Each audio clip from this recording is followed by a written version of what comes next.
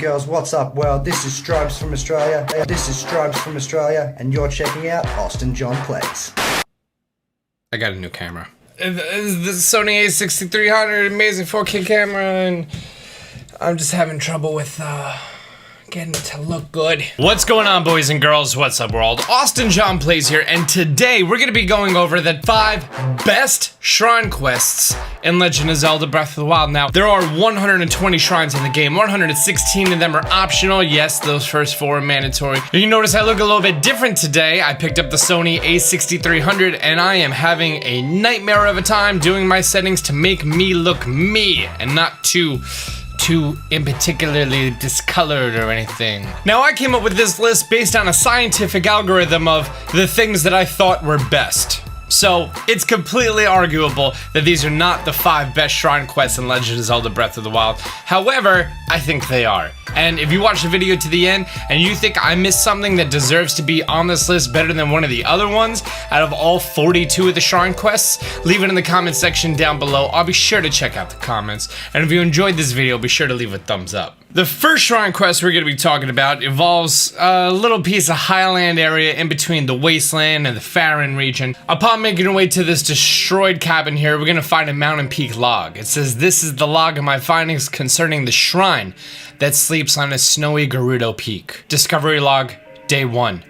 I come to this snowy mountain intending to find the ancient shrine that was written about in an old text. The shrine slumbers near the pedestal on a snowy Gerudo peak. Discovery log, day 7. It's been 7 days since I arrived at the pedestal mentioned in the ancient texts. Unfortunately, I'm eating through my food provisions more quickly than I anticipated. On a brighter note, I found an explanation in the source text that may be the key to this riddle. When the snowy mountain pedestal glows, cast a cold shadow onto its core. I noticed a faint glow to the pedestal for a short while the other day, but how to cast a cold shadow onto its core? It seems that this calls for further research here. Discovery log day, I've lost count. I could feel I'm a hair's breadth away from unlocking the secrets hidden within the pedestal, but I've run out of food entirely, and I doubt now that I ever had the tools to do the job, whatever they may be. And begins the shrine quest of Secret of the Snowy Peaks. Now, this is really nuts because there's a guy here who's become too obsessed with this. He's run out of provisions and he's pretty much dying up here trying to do this. We don't know how long ago this was. Also, there's 3 barrels here that totally have mushrooms inside of them. Feel free to grab those mushrooms. But for me personally, it took me about 2 hours to figure this out. The fact that I needed to hold a snowball in the shadow reflecting onto the pedestal, hold it exactly at 4 p.m. And when I realized that my snowball was too big, I needed to grab my flame blade. That way, while it was on my back, it would slowly melt the snowball to be the perfect size. And then once it was the perfect size, I swapped back over to my frost spear and then boom, right on top of the pedestal. Cast my shadow, and then the shrine erects from the ground. Now this is number 5 on the list because the story is pretty intense. And the state and mentality that this person needs to be in to be that horribly obsessed with doing something like this, that takes a special kind of person. Or how I was horribly obsessed for 2 hours trying to figure this shit out. The number 4 shrine quest in Legend of Zelda Breath of the Wild. This is probably for most people near the beginning of the game because you're gonna go to Kakariko and then Kakariko's gonna say go to Hateno and then you're gonna venture from Hateno.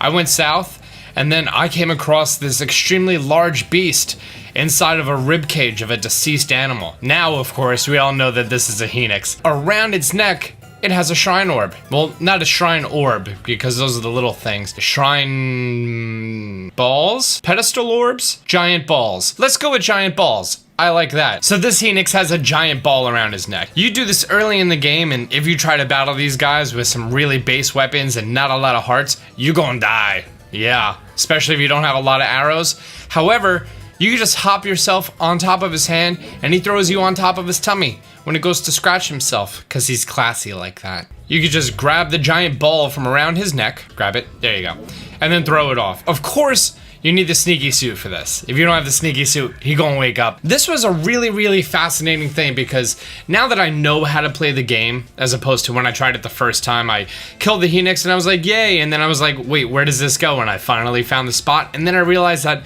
oh, this is one of 3, and I killed the youngest and weakest of the 3. After placing the orb into the pedestal, sorry, the giant ball into the pedestal, you can actually just glide on over to the second one, don't even deal with the hand. I included this on this list because this is one of the few things in the game that you can do an extremely pacifist way of doing it. You could be a ninja in the night, running around in your bright red and white ninja outfit because that makes sense, and then just doing this. You don't need to kill the Phoenixes, especially if you're at a low level. The third one is a Black Phoenix. He's a tier 3 most difficult sub-boss that you're gonna encounter in the game. You most likely will not have the proper equipment to take him out. Throw me on top of there, grab the giant ball from around his neck, make my way over to the pedestal, and then boom, Shriner Rex from the ground. And this is the 3 brothers, in my opinion, the number 4 best shrine quest in Legend of Zelda Breath of the Wild. The number 3 best shrine quest in Legend of Zelda Breath of the Wild is one that you may not realize is a shrine quest in the first place. In Hatino, you're going to speak to a man named Meta. He's going to tell you about the Spring of Wisdom located at the top of Mount Lanayru. And then you're going to see a whole bunch of purple and pink glowing crystals and a whole bunch of malice in the stuff. Malice, which I like to call purple stuff. And you're going to have this big old dragon with a whole bunch of purple stuff on his face, and it looks ugly AF. The one you see before you is an attendant to the Spring of Wisdom. This is Nadra, the blue spirit of Lanayru. However, the dreaded malice unleashed by Calamity Ganon has possessed it, and then you shoot it in the eye. And then he's going to be all like really pissed off and stuff, and then he's gonna fly away being all diva-ish, make her way to the top of the mountain, shoot another one directly through another malice eye, boop. And this is a really great part of the game because 1, it's teaching you the mechanics of using the updrafts with your paraglider.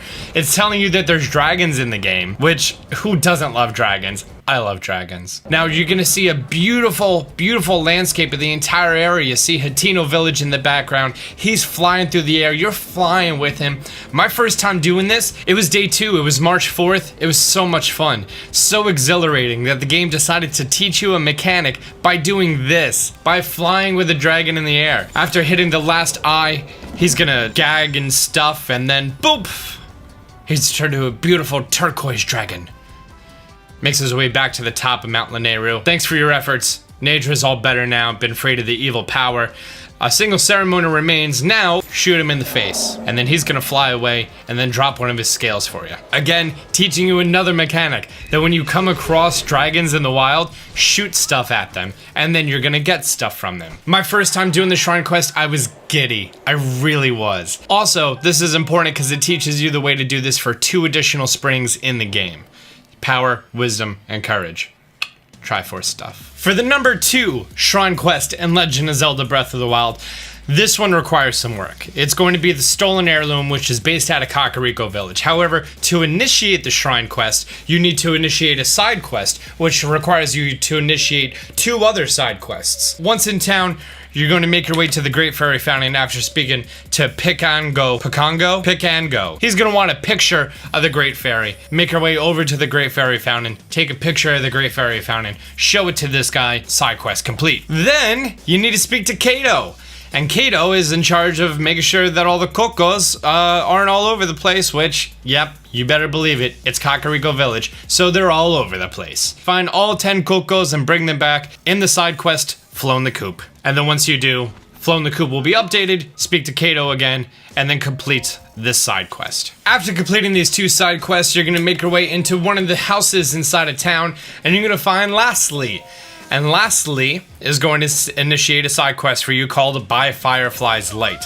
And by Firefly's Light, you're gonna need to speak to her. This one only becomes available after completing the other 2 side quests. So drop 5 fireflies in the room, they're gonna fly all over the place, and then you're good to go. Great. And now, finally, that we're done with all 3 of those side quests, which needed to be done in a specific order, you're gonna make your way on over towards Impa's house, barge your way into Impa's house, because that's how Link enters rooms, because he doesn't give a shit. And then you're gonna see, this is awful. And Peya is gonna say, Link, I swear I only took my eyes off of it for a second. What should I do? And you'd be like, yo, what's wrong, babe? Because, you know, she sexual innuendo thing based on a book upstairs. Anyways, they just figured out the secret to the heirloom. That's great. The heirloom is a key that opens up a shrine, and it was stolen. But this place is off limits, so they think it's an inside job, and you need to go undercover and discover who it was that stole the heirloom. Someone with evil intent did it, and I'm glad my grandmother's safe, but I feel so violated.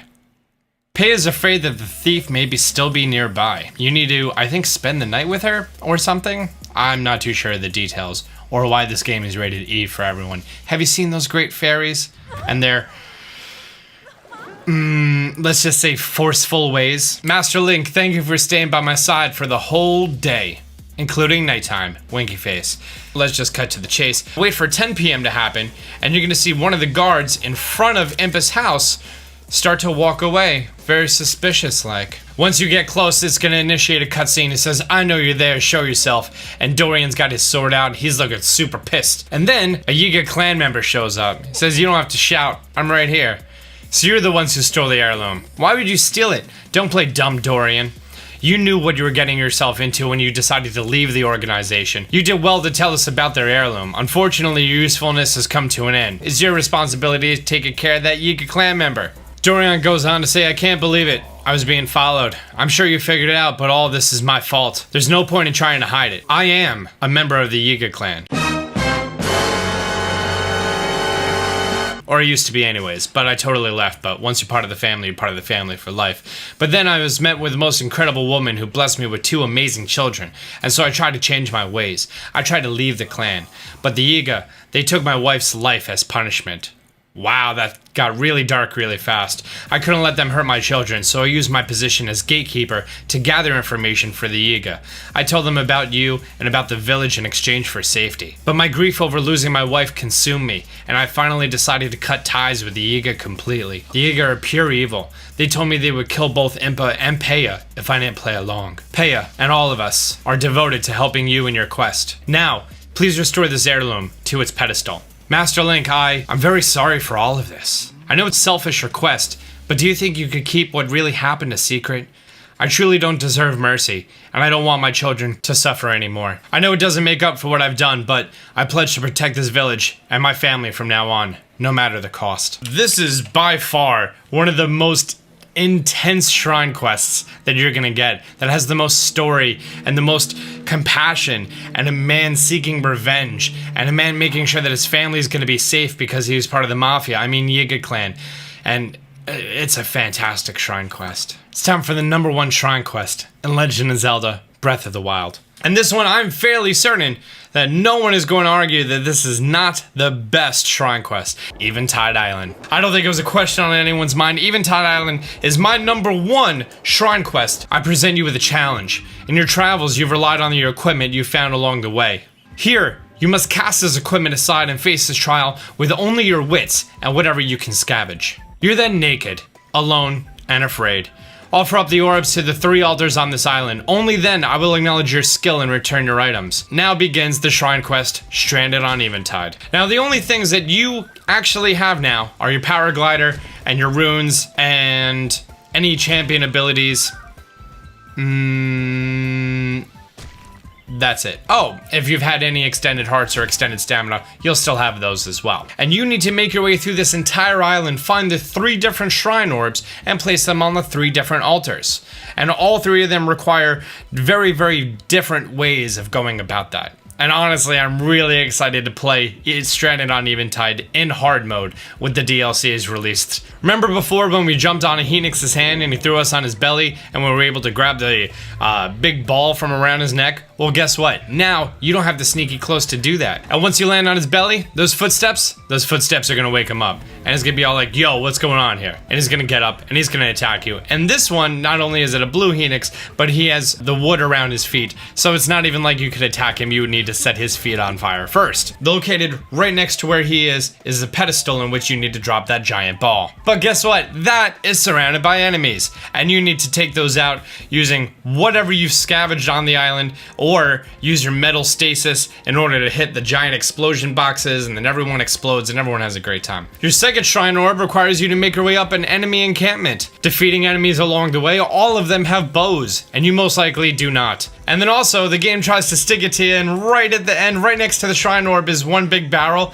If you hit that with your sword, an electric choo-choo pops out, and he's gonna electrocute you, and that's a lot of fun, because my first time playing it, that's when I died. He was like, you know what? Forget this. I'm not gonna do this right now. I don't need this in my life. I don't need this level of stress.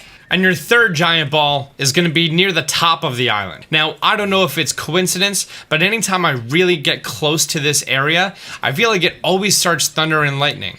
And I think in this playthrough, I just figured out why. This moblin is gonna have a metal weapon on him. In fact, most enemies are gonna have metal weapons. Or, if they're disarmed, they're gonna pick up metal weapons from the ground. Now, we're gonna start to see his sword spark up. And I was like, oh my god, this is genius. He's holding metal weapons.